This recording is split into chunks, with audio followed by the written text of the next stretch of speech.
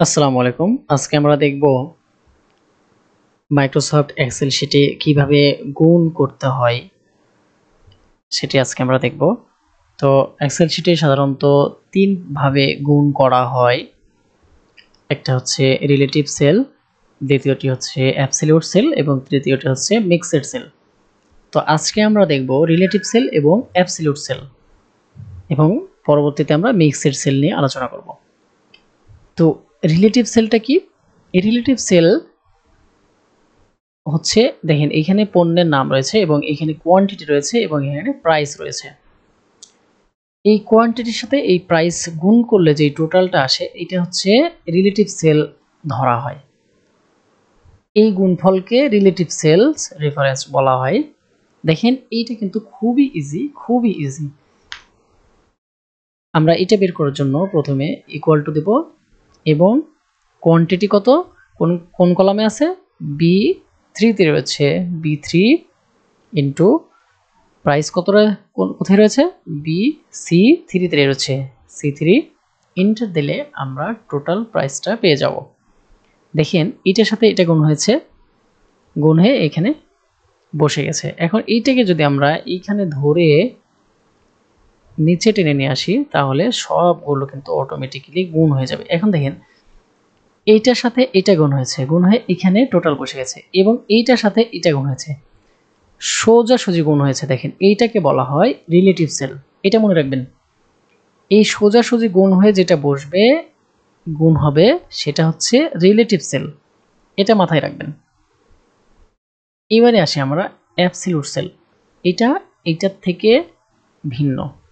এখানে দেখেন এখানে শুধু 5 রয়েছে এবং এইখানে অনেকগুলো, এই কলামে অনেকগুলো সংখ্যা রয়েছে। এই সংখ্যাগুলো শুধু এই 5 এর সাথে গুণ হবে এবং আলাদা আলাদা জায়গায় বসে যাবে।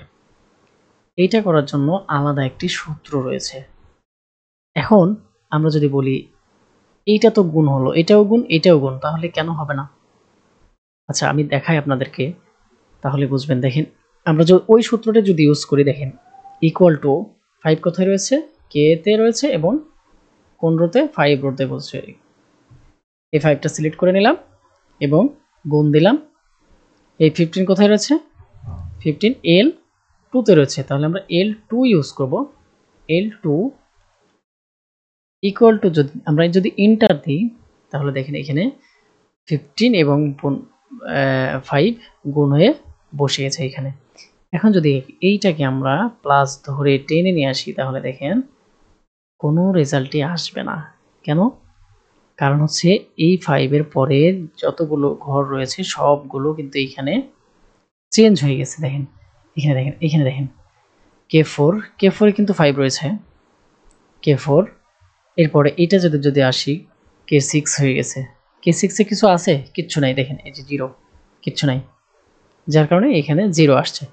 আচ্ছা তাহলে এখন আমরা এটার জন্য আলাদা একটি সূত্র রয়েছে, সূত্রটা প্রয়োগ করব। দেখেন সূত্রটার জন্য এই 5টাকে আমাদের লক করতে হবে, লক করে দিতে হবে। লক করার জন্য আলাদা একটি সূত্র রয়েছে, সূত্রটা হলো ইকুয়াল টু দিয়ে লকের সূত্র হচ্ছে ডলার, আমরা ডলার, এবারে 5 কোন কলামে আছে, কে কলামে আছে, তাহলে কে আবারও ডলার চিহ্ন, রো কত নাম্বার, 4 নাম্বার রো, তাহলে 4।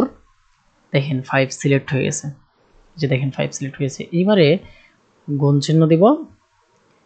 এইবারে আমরা এই 15 কোথায় আছে, এই 15টা সিলেক্ট করে দিব। দেখেন L2 তে রয়েছে, L2। এবারে যদি আমরা এন্টার দিই দেখেন এই 15 এবং 5 গুণ হয়েছে এবং এইখানে 75 বসে গেছে। এখন দেখেন এইটাকে যদি আমরা টেনে নিচ পর্যন্ত নিয়ে আসি, দেখেন অটোমেটিক্যালি গুণ হয়ে গেছে। দেখেন দেখেন বিষয়টা অনেক মজার না? দেখেন অটোমেটিক্যালি গুণ হয়ে গেছে। খুব সুন্দর একটি নিয়ম। দেখেন দেখেন এই 5 এইখানে দেখেন K4ই রয়েছে, কিন্তু দেখেন এইটা যে এইখানে যদি আসি, এই যে দেখেন K4 লক হয়ে আছে, শুধু এইটা চেঞ্জ হয়েছে। দেখেন এই L কলামটা চেঞ্জ হয়েছে। দেখেন এই যে দেখেন L2, এখানে দেখেন L3, এখানে দেখেন L5 হয়ে গেছে। দেখেন তো আজকে এই পর্যন্তই। আমরা আগামী পর্বে দেখব মিক্সড সেল রেফারেন্স কীভাবে বের করতে হয়।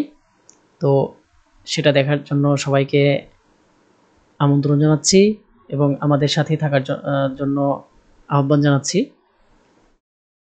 আজকে এ পর্যন্তই। ধন্যবাদ সবাইকে। আসসালামু আলাইকুম।